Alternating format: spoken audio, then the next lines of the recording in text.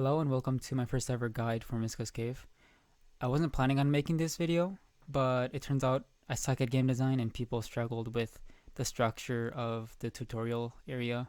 So yeah, here I am. I'm going to explain the controls and a few levels and a few game mechanics to help new players get used to the game. Okay, so let me explain the controls first. Left click to jump, just left click wherever you want on the screen and the rabbit will follow your cursor like so. Right click to attack. I can't attack anything at the moment because I'm in a lobby, but I can interact with this NPC like so. This NPC can do a few basic things. I'm going to turn on my guides just for the moment to explain them later on. R to pause. In the pause menu you can quit the game, save your progress, look at how many crystals you have, what bullets you can use and what spells you can activate. Press R again to unpause. And spells are activated by pressing Q, W, and E. I don't have any spells at the moment, so I'm going to explain them a little bit more later on in the video. Okay, so now that I got the controls out of the way, let me start a run. You can start a run by jumping to the right side of the screen. In the game, you can press R, just like in the lobby, to pause. You can press R to restart the game, restart the run, or press home to go back. One thing I wanted to explain in this video is how to navigate around the enemies. One thing I've seen people do is to jump right at the enemy and attack them, like so. This is fine, but you also risk the possibility of getting hit by the enemy as well. Let me do the same thing like this. I wasn't able to time my attack right and I got hit as a result. So to combat this problem, I recommend people to jump right above the enemy or right next to the enemy and attack them. Now this lets you dodge the enemy while also get a better position to attack them at the same time. Like this. Let me die real quick. Hold on. Okay.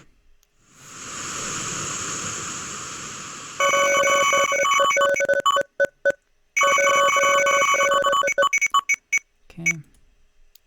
Go home. Alright, now as you can see, I've saved a friend. There are 8 friends or 8 NPCs in this game and they each do a different thing, which I will explain later in the video. So once you've played a few games and covered a bit of distance, you might notice that the lobby gets populated with all your friends. And each of these friends perform a separate task that you can utilize and help you in the game. Let me quickly explain each one and what each one does. The first NPC I have is the music one, the music NPC. She simply plays and stops the music, like so. The next NPC I want to cover is the shop NPC, or what I call the jump NPC in my game. So he upgrades your abilities. So here's jump speed. Jump speed pretty much increases how fast you jump. Next is aerial jump. I recommend you purchase this one first. This one lets you double jump in the air or even triple jump in the air and so on. This is very useful in the game. Next is health. This is very self-explanatory. It just increases how much damage you can take before you die. And next one is knockback resistance. This is more of a preference rather than an upgrade. High resistance means that you don't take any knockback when you get hit. And zero resistance means you just take full knockback when you get hit. This doesn't change the amount of damage you take. It just changes pretty much your trajectory when you get hit. The next NPC I want to explain is the Scribe. He keeps tracks of your runs, and here you can upload his high score, which I will explain later. It connects to Steam, and you can also view your high scores for each level. Here, I only have one run, so I can only view my first high score. One mechanic that I want people to take advantage of is the leaderboard system. So once you talk to this guy and ask him to upload your high scores, he uploads your high scores to Steam.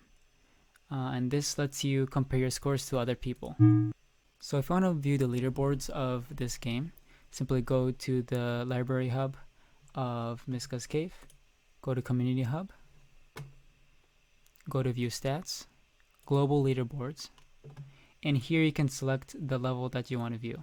There are a total of 24 levels in this game and each level has a separate leaderboard.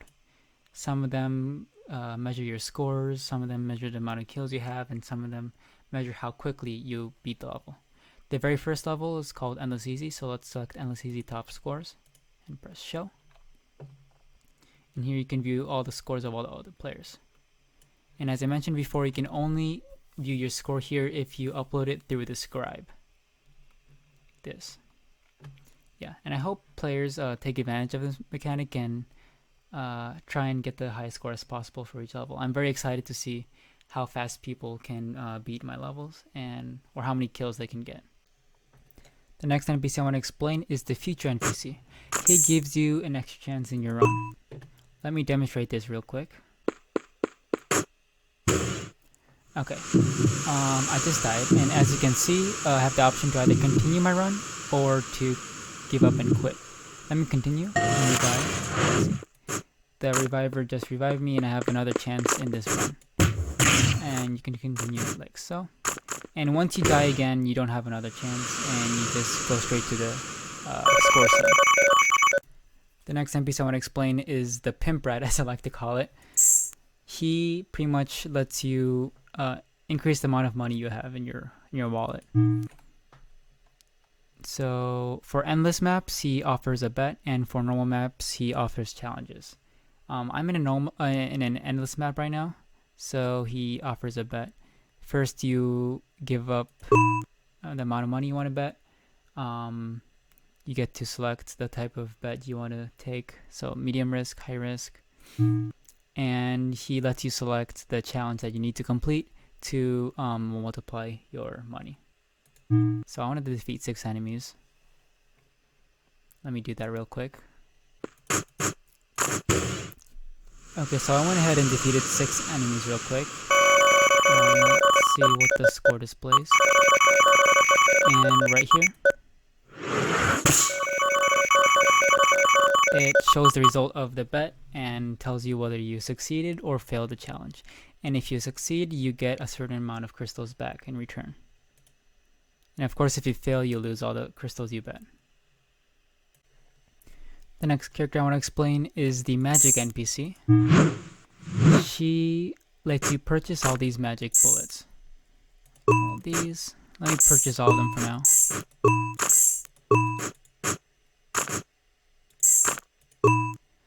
And once you've unlocked these bullets, you can set them as your first bullet or second bullet. Your first bullet will be activated by pressing Q, and your second bullet will be activated by pressing W. Let me set these and demonstrate them. Okay, so now that I'm in game, you can see that the cooldown is displayed for each bullet.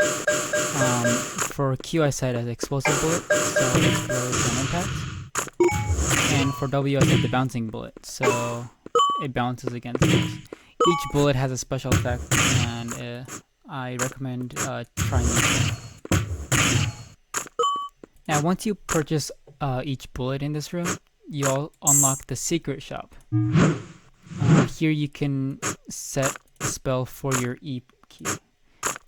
Each of these spells has a special effect.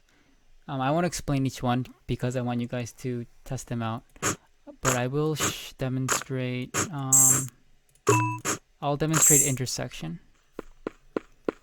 So intersection is a little bit weird one. This one lets you set lines on the screen like so. And once you set 3 lines, you can press E again to set an explosion. Okay, and last but not least is the tunneler. He gives you access to different levels in the game. Now, I highly recommend starting on easy because hell levels are very difficult, even for experienced players.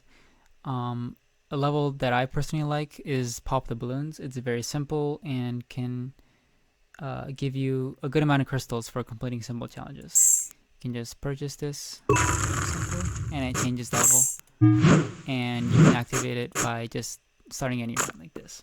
Okay, and I think that's pretty much it for the basics of the game. If you have any more questions, please let me know through either the comment section or through email. I'm always checking either one. Yeah, and I hope you enjoy the game. I apologize for the bad game design that led to me having to record this video. It's still my first game, and I'm trying to learn the basics of game design. So yeah, thank you for watching this video, and I hope you enjoy the game.